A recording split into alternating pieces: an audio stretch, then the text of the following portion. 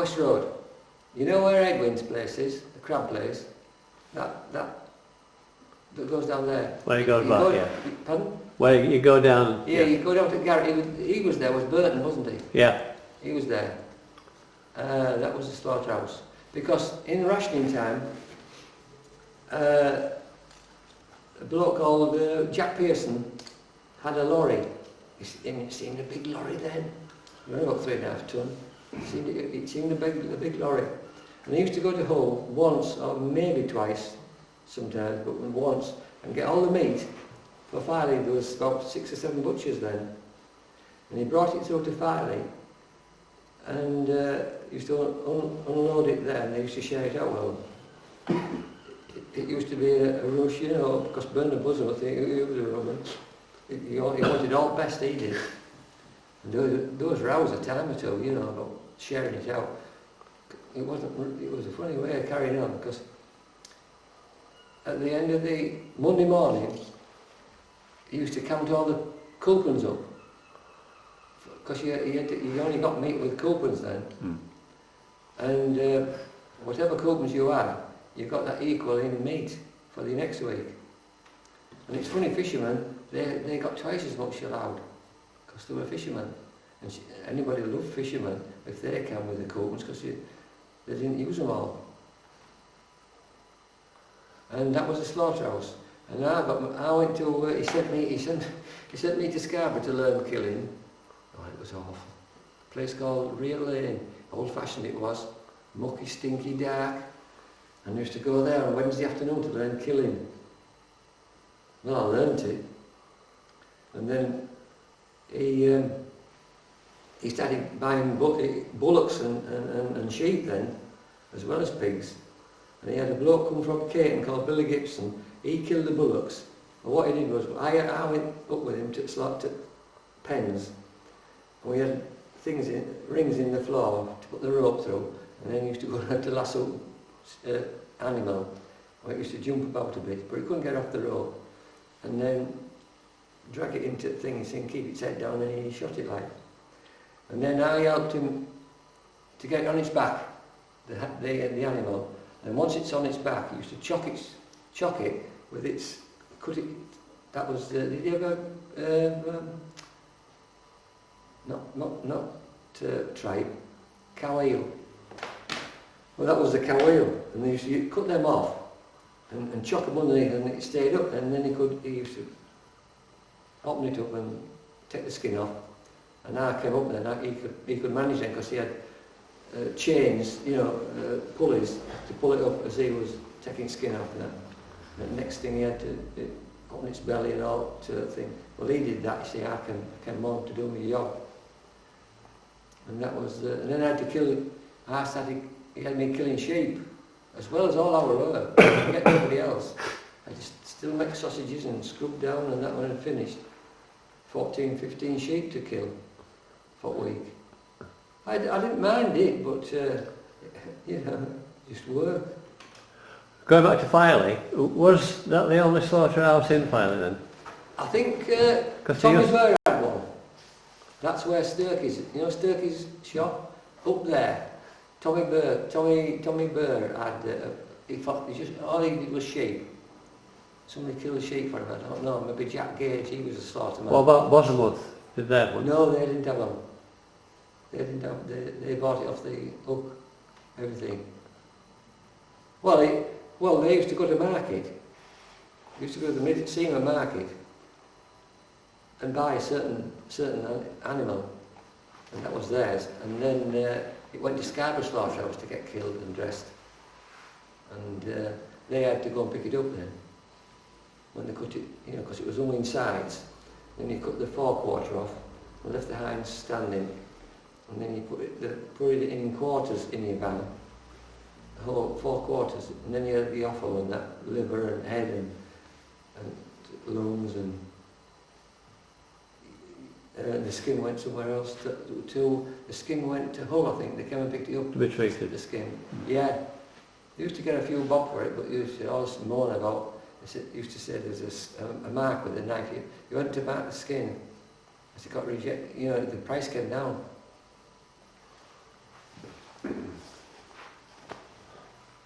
How long after did you 7 years at the McDonald's shop? Yeah. Where did you go to? What did you move on to then? Most of the lads then at my age were going in the Merchant Navy, and I often talked about it, you know, I was 21-ish, and I was down at the Cobble Landing one day, and John Burdett, he lives in Filey, he was in the Merchant Navy, and it was in the port line, and he said, my uncle's going back to London, down to docks, back on a boat, at weekend. I said, oh aye, that's alright, isn't it? Yeah, you know. And you're very brave. And I never thought about it. And then I was in the shop, and somebody said, when are you going to Merchant Navy, Dave? And I looked at McDonald, he says, it's bloody going now, he says, it's bloody going now, he says. I don't know why he said that, just don't know. I thought it just played into my hands, so I finished. And then on Sunday, I saw Jack, I said, can I come with you on Sunday, Jack, down to London? She said, of course you can. So we up early, down on train to London, and we went down to London, King's Cross. Then he knew where he was going, he knew what tubes to get from that, did Jack. And we went down Canning Town somewhere to the stack of bricks. It was a seaman's mission. It was called a stack of bricks. It was a great big building, all brick. And that was his name, Stack of Bricks. And went in there, got a bed, sit on your own, and Jack got a bed. I don't know whether he booked us in or what. Anyway, because there was a lot of seamen about then, like, you know, and ships in London used to wait there till they got another ship. Because it was cheap and it was good and it was warm, good grub, got everything there. Silvertown, I think it was, somewhere like that. And then we were up next morning, breakfast, down to docks, went to Blue Star Line, went in, saw superintendent, he said, this lad, he knew him, like, because he was on the same company. He said, this lad wants to go to sea. McDonald, give me a reference, he gave me a reference. He said, he wants to further his education in the meat trade. That's what he said. Anyway, Locke says, right, I said, go, give me a chip. He said, report to so-and-so on the Argentina Star. Big Argentina Star, big Blue Star boat, lovely boat. They just come in from South America loaded with meat. And there was nothing to do. It was just unloading. There was no power on for the cookers or anything. And I always used to go there every day for about just over a week. And the bloke says, well, you want to live aboard, save your money, save mission money, save paying for a bed. So I used to sleep on board, on my own, on a damn great ship. Just one person? Yeah, one person. There was no watchman on. And you used to hear things, you know. Yeah. And then I used to walk from mission on the night, in the dark, in docks. You wouldn't do it now. You'd get attacked by a rat, I reckon. But that was it. Anyway, they sent for me from the office not long after and said, Adelaide Star's going sailing for 6 months, Australia, New Zealand. Yeah, do you want it? He says. I said, right, it'll be alright. So I went and got signed on, assistant cook and butcher. And we sailed, and that was it. Ocean, away I was bound. What they call that song? What's that song? Wrap me up in my wester and wrap me up in my wester. I do it wrong, Jim says. Wrap me up in my wester and tell all my friends how. I don't know it. It's only what Jim's been. I know which one you mean, yeah. Yeah, wrap me up. Actually, it isn't wrap me up. It's what I make that myself, because a wester. Wrap me up in my wester, and it seems to fit in better than what the real words are. Fiddler's Green? Yes, that's it. And be seen no more on Fiddler's Green. Wrap me up in my wester. Going back to Filey and fishing, did you have much to do with the fishing families? Oh yes, we're friendly with the fishing families. Yeah, yeah. Well, Dickie Tat, was brother of Matty Tat, and they lived down, they were customers of McDonald's, and they lived down Rutland Street, and Dick and Matt were both at Scarborough, and then they ended up back at Filey, working from here with Jimmy Bass, did Dick. And I was friendly with them, and I mean, I was that friendly that I was on about, I used to ask him all sorts about fishing, and I used to be there, you see, when he was talking, I knew what they were doing. I just sort of knew. I went with them for a trip or two, and they were dogging one year, dogfish. Used to go from Scarborough with the boat, all the crew, and bait an odd line, go to these certain areas and shoot this line, and if they got so many dogs, enough, they used to shoot all the lines then, and the lines used to be full of dogs, and they used to haul them, and they used to have 2 days there, all in dogs, down in the hold, and the ammonia, God, and then into Grimsby, because Grimsby was the place where they could handle dogs. They were all rigged for it, for dog fishing, but they couldn't have to do them. Skin them, they used to put them on a hook like that, flip like that, the fins off, and then cut them down like that, and just go, and it was skinned. It was like like a zebra, but it was red and white, where the skin had come off the dogs, and that all used to go to London as rock salmon. Still do. Yeah, when they shot this first line, this was a test line, was it? Sorry? You said they shot the line? Yes. Just one? Yeah. That was a test? Test line, a feeler, what they call a feeler. Yeah. And if they got a good catch, then they shot the rest? Yeah, and then they fill them up sometimes and go and land at Grimsby, and then go ashore to the Palace, which was a variety place. And I only went once on this trip because they finished, it was the last fishing they did, and they came back to Scarborough to get ready for winter fishing at Scarborough. This variety, we went to it, called the Palace, and it was called Nudes of All Nations. And the lasses had nothing on, and they should be sat like this. And well, what happened, it was in dark, then you could hear them scuffling, and they were all, and each one was, you could tell where she was from, the way she was, what bit she had on, you could tell where she was from, but by her eyes, that was Chinese or Japanese, and then different things. And then lights went out, and then they could hear them, and then they did something else, you see. And there was a bit of singing and dancing on, till, these lasses had got their legs up.